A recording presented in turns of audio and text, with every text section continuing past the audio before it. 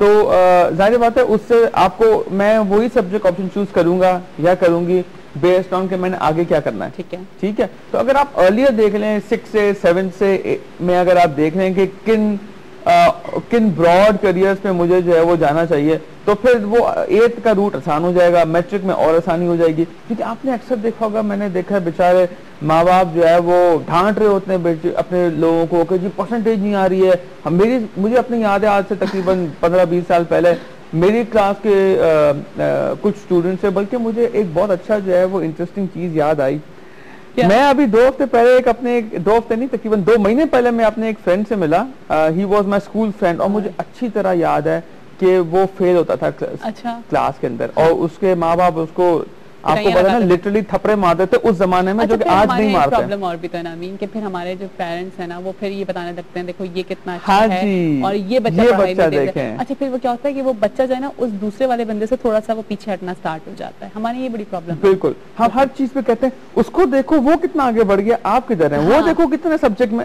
अरे भाई वो एक अलग फिर क्लास में उसका दुश्मन बन जाता है। फिर वो ये देख रहा है कि मेरे अम्मा अब्बा जो है वो किसी और से कंपेयर कर रहे हैं, मैं एक अलग पर्सनैलिटी हूँ, मैं एक अलग एनवायरनमेंट का इंडिविजुअल हूँ, मेरा दिमाग अलग है, मेरे करियर अलग हो सकता है, जरूरी नहीं है कि मैं वो लिटरली आप यकीन करें बिल्कुल अच्छे नंबर नहीं आते थे उसके। अच्छा। और मैंने 2 महीने पहले उससे पूछा तो वो किसी कैनेडियन आईटी कंपनी के अंदर जो है वो हेड ऑफ द मैनेजर, वो हेड है किसी आईटी कंपनी के अंदर। मैं हैरान हो गया, मैंने कहा यार तुम हेड बन गए हो। पहले तो मैंने सोचा यार आपने बोला उसको ये बात? मैंने बिल्कुल नहीं बोला उसको। अच्छा, लेकिन नहीं उसने बेसिकली वो मुझे जानता था बिकॉज अल्लाह करम है कि मैं हमेशा 1st, 2nd, 3rd के अंदर ही रहा हूँ हमेशा, एवरी टाइम। तो वो मुझे कहा था कि मैं वही इंडिविजुअल नहीं हूँ जो फेल होता था, यू नो खुद, यू नो प्राउड। तो ये उसका प्राउड। हाँ कि मैं वही अब वो इंडिविजुअल नहीं हूँ जो फेल होता था या कम आ जाते, मैं अब हेड ऑफ द इंडिविजुअल हूँ। वो कनाडा से पाकिस्तान आया हुआ था, किसी प्रोजेक्ट के ऊपर कंपनी ने उसको भेजा हुआ था।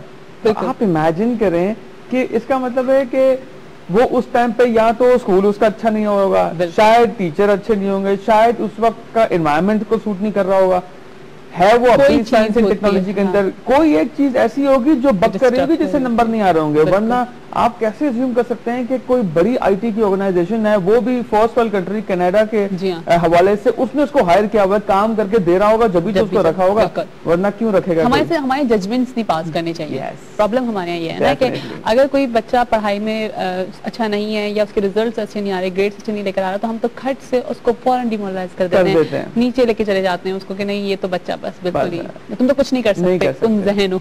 बिल्कुल। तो इस तरह जो है वो हमें एक्चुअली हम करियर काउंसलर का काम ये है कि वी फाइंड आउट कि कौन सा करियर उसके लिए जो है वो बेस्ट होगा और बेहतरीन होगा।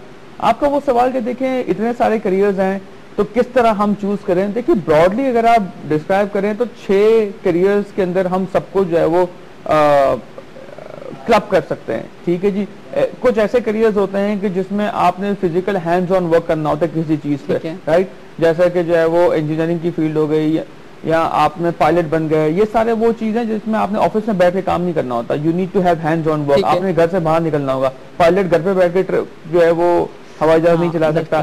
तो ये कुछ ऐसे करियर जिसको हम कहते हैं हैंड्स ऑन एक्सपीरियंस। ठीक है। दूसरी तरह के करियर्स वो होते हैं जिसमें प्रॉब्लम सॉल्विंग इन्वॉल्व होती है, साइंस एंड टेक्नोलॉजी इन्वॉल्व होती है, लाइक डॉक्टर्स हो गए, उसमें इंजीनियर्स भी आ गए जो प्रॉब्लम सॉल्विंग करते हैं।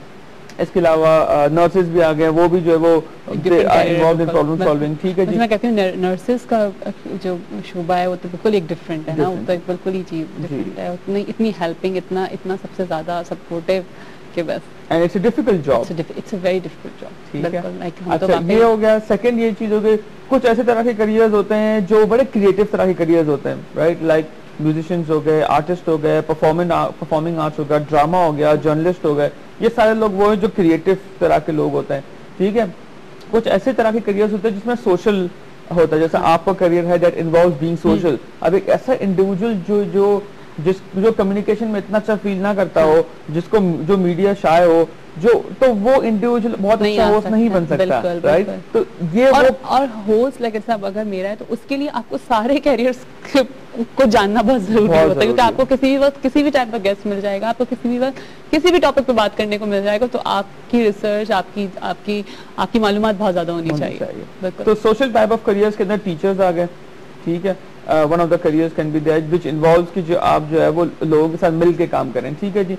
और फिर फाइनली कुछ तरह के ऐसे करियर्स होते हैं जिसमें लोग मैनेजर्स होते हैं, एंटरप्रेन्योर्स होते हैं, जो लीड करना चाहते हैं बिजनेस को, सुपरवाइज करना चाहते हैं लोगों को, तो वो करियर्स होते हैं जिसमें वो लीडरशिप पोजीशंस के ऊपर होते हैं। और फाइनली वो करियर्स होते हैं कि जिसमें रिपीटेडली सेम काम करना होता है एवरी डे रिलेटिवली, ठीक है, लाइक अकाउंटेंट्स हो गए, बजट एनालिस्ट हो गए, कॉमर्स की फील्ड हो गई जिसके अंदर जो है वो नॉर्मली रिपीटेडली काम करना होता है। अभी बंदे के ऊपर डिपेंड करता है कि वो कौन सा कैरियर चूज करे और कौन सा सूट करे। थैंक यू सो मच अमीन, बहुत अच्छा लगा कि हमें सुबह सुबह इतनी मालूमात मिल गई कि अगर कोई प्लान करने जा रहा है तो फिर वो प्लान कर सकेगा। जरूर अगर आपको अमीन को कॉल करनी है तो स्क्रीन पे अमीन का नंबर भी है, कैरियर जॉइंट कंपनी के CEO हैं, जरूर जाके बात करें।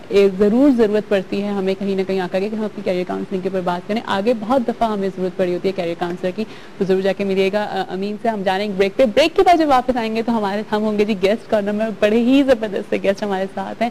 मैं बात कर रही हूँ खालिद निजामी की, उनसे बहुत सारी बातें करेंगे, पूछेंगे जी वो कहाँ चले गए थे, क्यों चले गए थे, और अब आ गए हैं तो फिर कौन से काम कर रहे हैं। और यकीनन आपको अनकही का उनका वो कैरेक्टर भी याद होगा। ब्रेक के बाद बताऊंगी वो कौन सा कैरेक्टर था, या आप लोग कॉल करके उनसे जरूर बात करिएगा, उनको जरूर बताइएगा कि वो कितनी जबरदस्त उनकी एक्टिंग थी अनकही में।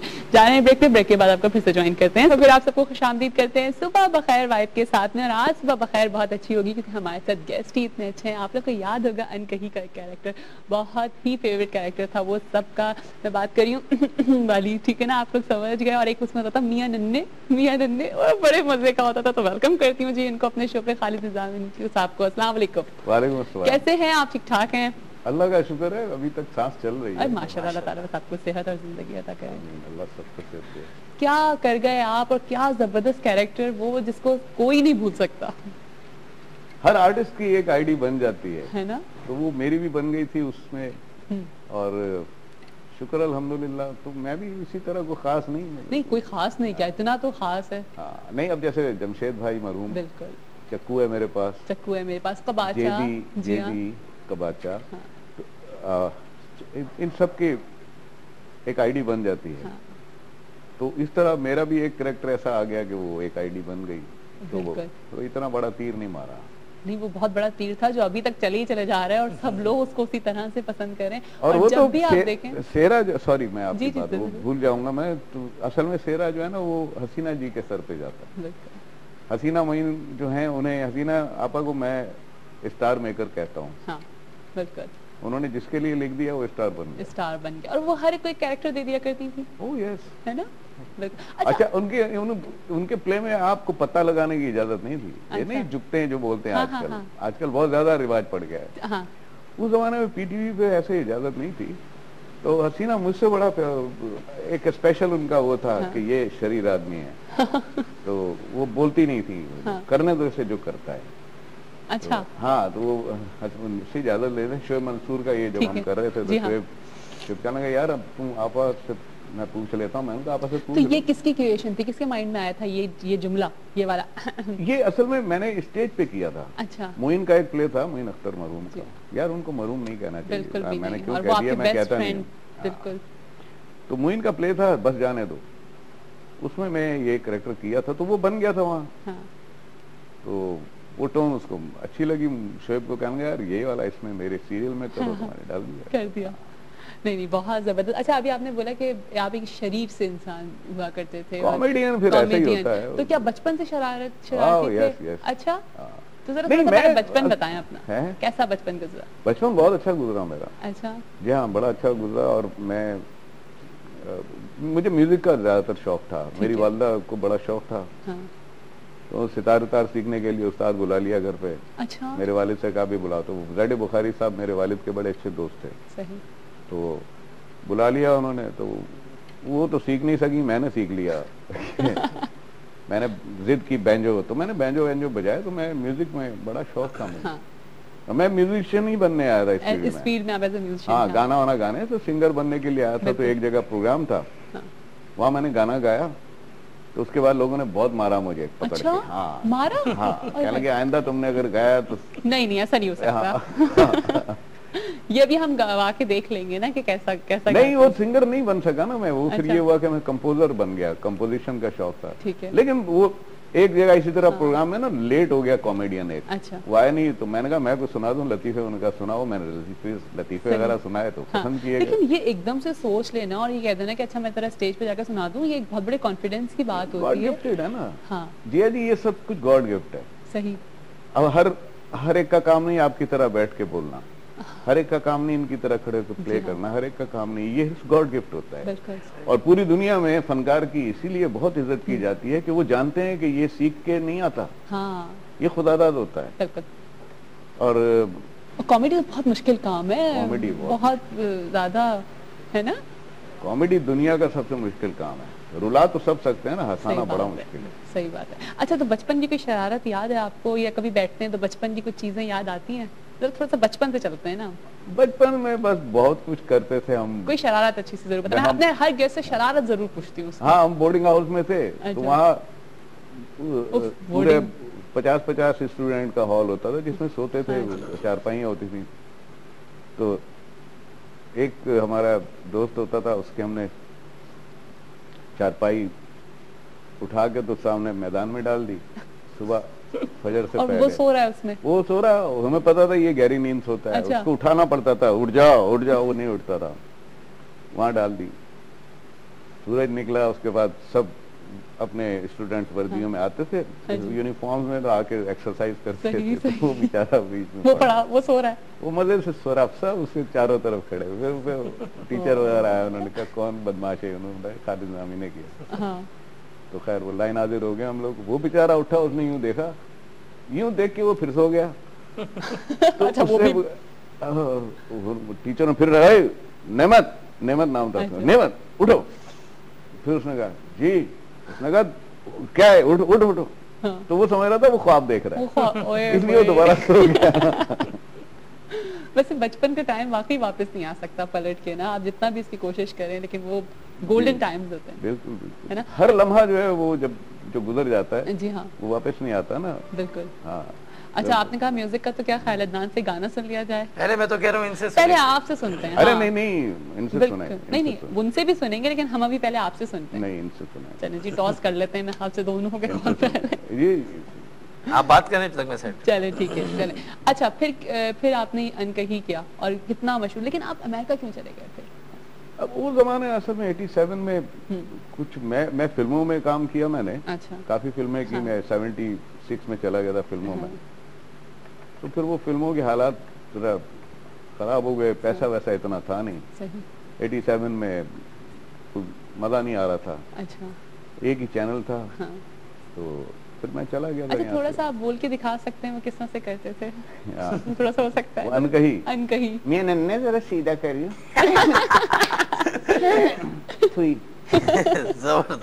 जबरदस्त। अमेरिका में बड़ा अच्छा है, वहाँ शो बिजनेस में हूँ मैं। मेरा बैंड है, एक सिंगर है नाज़नीन, वो हमारे साथ हैं। अच्छा। लियाकत मियाँ सिंगर हैं, ये दो हमारे मेन सिंगर हैं। बाकी बहुत हैं, मुनीर अकबर बहुत अच्छे गिटारिस्ट सिंगर हैं हमारे। ह्यूस्टन में ग्रुप है उनका। अच्छा। और एक स्टूडियो है छोटा सा मेरा वहाँ। अच्छा। रिकॉर्डिंग का। जी हाँ, न्यूयॉर्क में। तो आजकल मैं वाशिंगटन में हूँ। अच्छा। बाल्टीमोर में एक्चुअली। ठीक है। तो वहाँ बड़ा अच्छा है, अच्छा काम हम चल रहा है जैसा भी है। यहाँ मेरे बच्चे हैं, शाहिद निज़ामी, राहिल निज़ामी, खुरम निज़ामी। शाहिद और खुरम दोनों डायरेक्टर प्रोड्यूसर हैं।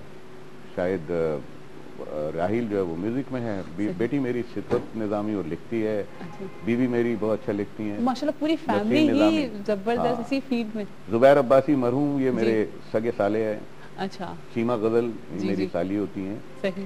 तो ये पूरा घराना, फैमिली आपका तो पूरा घराना ही, ससुराल वाले की तरफ से भी। हाँ, सब लोग। मेरी वालदा भी राइटर थी बहुत अच्छी। अभी उनका इंतकाल हुआ है पिछले दिसंबर में। अच्छा। उन्हीं की वजह से मैं आया हुआ था अमेरिका से। सही।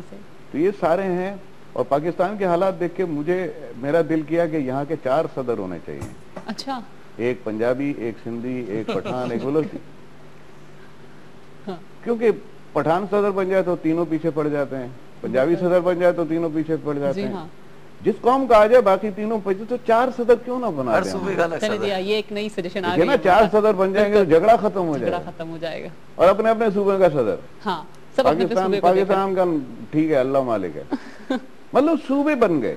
जबानों के ऊपर अगर सारा कुछ चल रहा है तो क्या ख्याल है 4 सदर ना बनाए जाए? अब हम व्यूअर्स को देते हैं ये बात, आप लोग बताइए क्या? हाँ, ये बड़ा अच्छा होगा, है ना? हाँ, और हम महाजिर लोग जो है, हमारा तो भूल जाइए ना आप। अच्छा, हम तो पूरे पाकिस्तान हमारा है, पूरा पाकिस्तान, सबका पाकिस्तान है। आप देखें कौन इसको पाकिस्तान समझता है। तो 4 सदर होने चाहिए, चले ठीक है, ताकि झगड़ा खत्म हो जाए कौमियतों का। चले अदाना तैयार है, एक अच्छा